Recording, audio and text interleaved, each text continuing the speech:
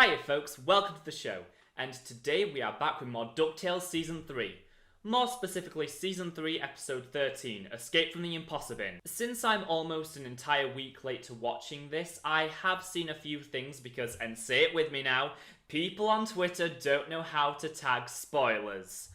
So I do know something goes down between Beakley and Webby, and I have seen one frame of Webby crying, which scares me. But yeah, I'm really excited to watch this and see the fallout from Let's Get Dangerous as we start preparing for F.O.W.L's inevitable attack. If you're new around here, feel free to subscribe and stay a while. We don't have a chocolate fountain, but we do have a childhood obsession with Disney that stopped being cute 7 years ago. Alright, that's all I have to say, so let's jump right in.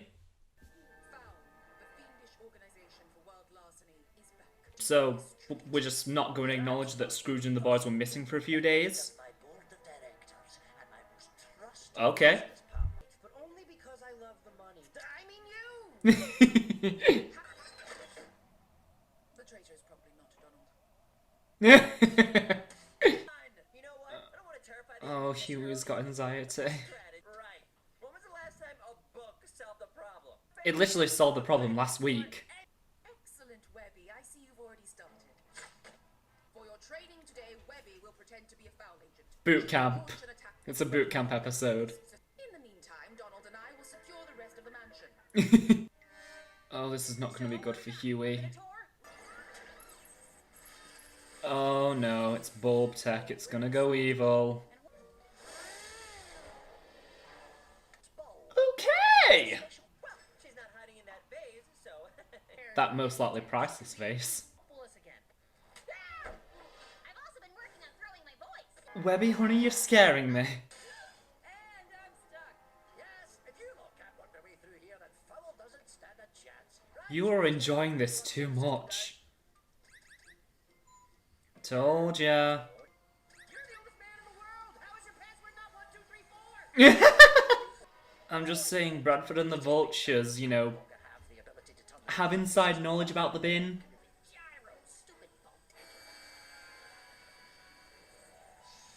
They keep talking about this conflict between Della and Gyro, but we haven't really seen it.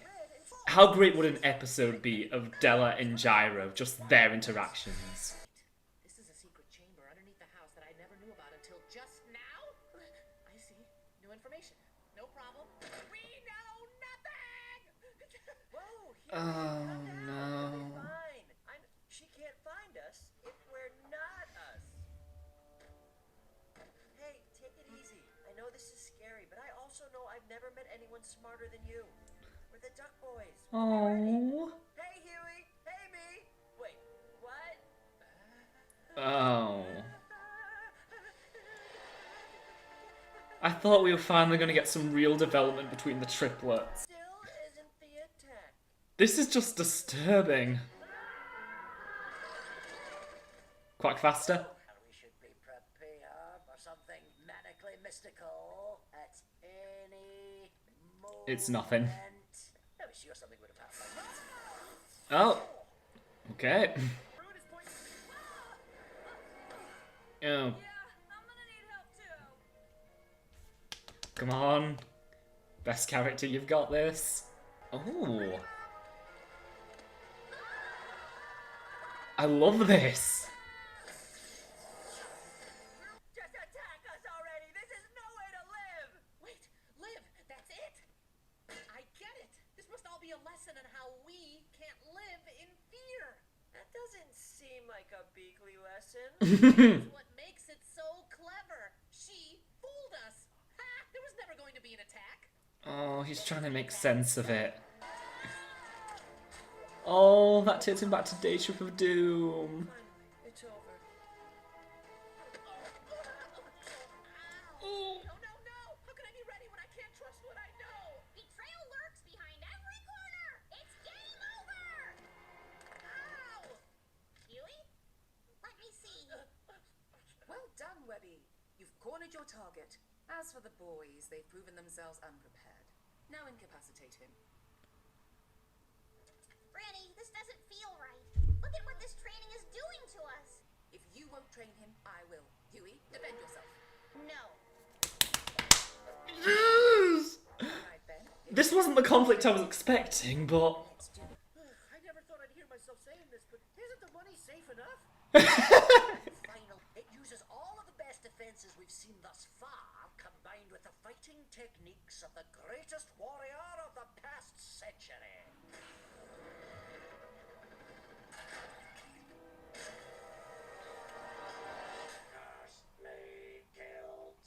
I mean, he is the greatest warrior of the past century, but still, you know, a bit egotistical of you.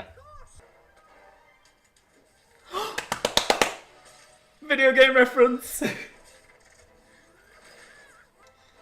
I mean, this is great, but can we get back to Be Clean Webby? Bradford knows everything about me, my business, my weaknesses. Your security passwords? Greetings. Others? Excellent kick. I learned from the best. But you still struggle with planting yourself firmly, I see. Ho ho ho ho ho ho. Okay, I'll admit this is the coolest fight I've ever had, but maybe we should stop for now. Not until you're ready for foul. Webby, up here. I've never seen her push me like this before. Something's wrong.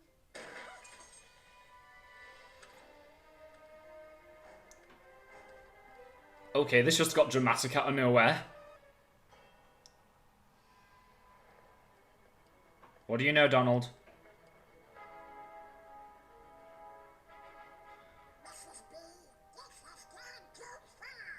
We have to keep them safe. She's my granddaughter. I'll determine what's best for her. We must be ready to fight.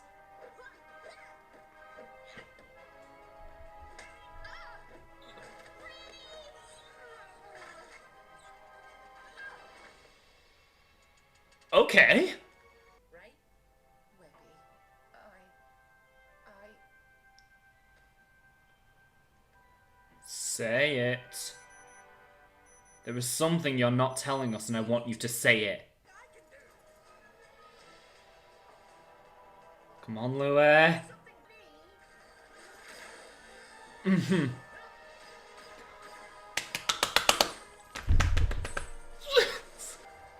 This is so cool. Lad, how did you know to do that?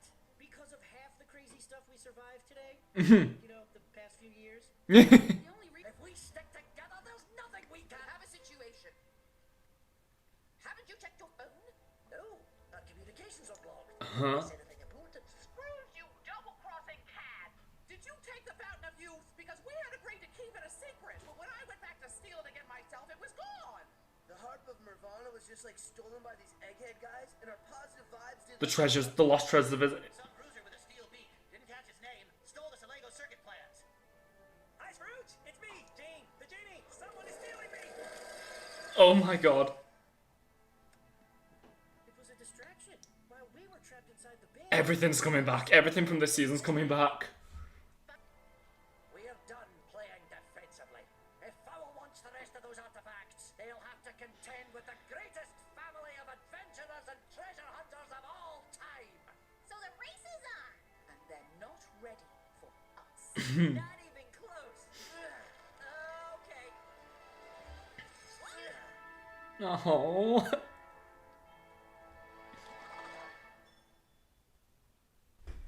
I wasn't expecting it to be that good. Because, you know, like, we just had Let's Get Dangerous. I thought this was going to be, you know, our cool down episode with maybe, like, you know, we'd get a few tidbits, but we just set up the rest of the season. We just set up the rest of the season and we called back to pretty much every, like, major episode we've had up to this point. Like, amazing, just utterly amazing. Yeah, I'll be back tomorrow with my thoughts.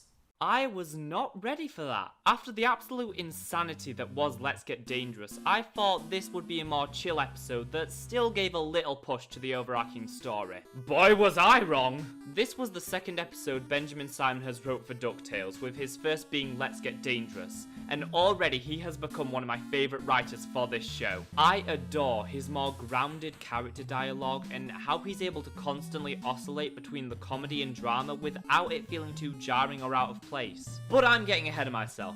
The episode opens with Beakley and Webby giving Huey, Dewey and Donald a briefing on F.O.W.L, while Scrooge is talking to Louie and Della about some additions he's made to the money bin security, and how he wants them to test them out because if they can't make it through, no one can. Scrooge just kind of doesn't acknowledge the fact Bradford and the other vultures were working with him for years and therefore have a lot of insider knowledge. This episode has two running storylines, but I wouldn't necessarily say there's an A and B plot, even if they did name the episode after Louie, Della and Scrooge's story. Speaking of which, it was great to get some Della and Louie content since Season 3 really hasn't had a whole lot of Della interacting with her kids. Season 2 managed to integrate Della into the main cast flawlessly, but in Season 3 it seems like the writers don't really know what to do with her sometimes. The traps were also incredibly creative. I loved the invisible saw blades and the tiles that change your field of gravity. The only issue being most of these traps run on bulb tech, which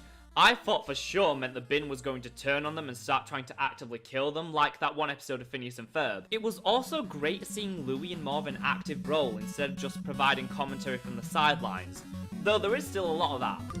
You're the oldest man in the world! How is your password not 1234? Then the final line of defense is a robot, which of course gets taken over by Bradford because Scrooge didn't think his password shouldn't be something his former board of directors would know, like the amount of money in the bin. But who cares about that, because Scrooge uses cane as a pogo stick just like in the video game. The very last thing I want to bring up with this side of the episode is this. If we can beat it, so can Bradford. And then he'll beat us.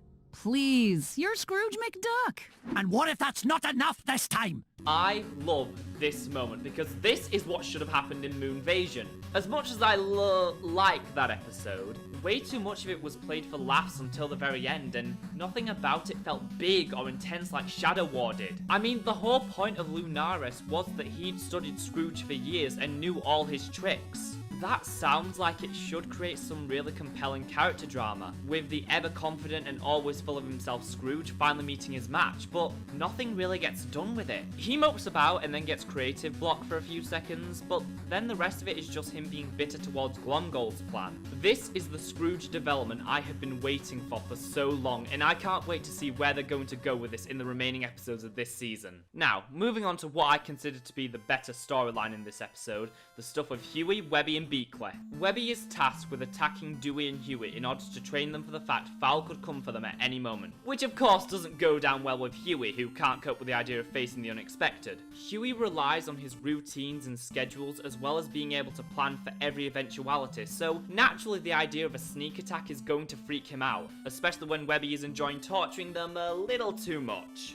This leads to one of the most subtle yet heartbreaking moments from this show, when Huey hurts his leg, which finally snaps Webby out of attack mode, and when she goes to help him, he moves away from her. Then the episode gets really good as Webby turns on Beakley to defend the boys, meaning it's time for some beautifully animated fight scenes. Mrs. B corners Webby on the roof, which causes Donald to put his foot down and stand up to her, which is something I really loved as it harkened back to season 1 where Donald and Beakley would often find themselves teaming up. Mrs. B of course doesn't listen, and it takes Webby almost throwing her off the roof to drill some sense back into her. Though I gotta admit, I was kinda disappointed as I was getting the feeling this moment was building up to a big reveal that would answer the ominous cliffhanger from the Lost Harp in Nirvana, because there is something Beakley isn't telling us and I want to know what it is. I'm your grandmother, dear. I have no secrets from you from here on out.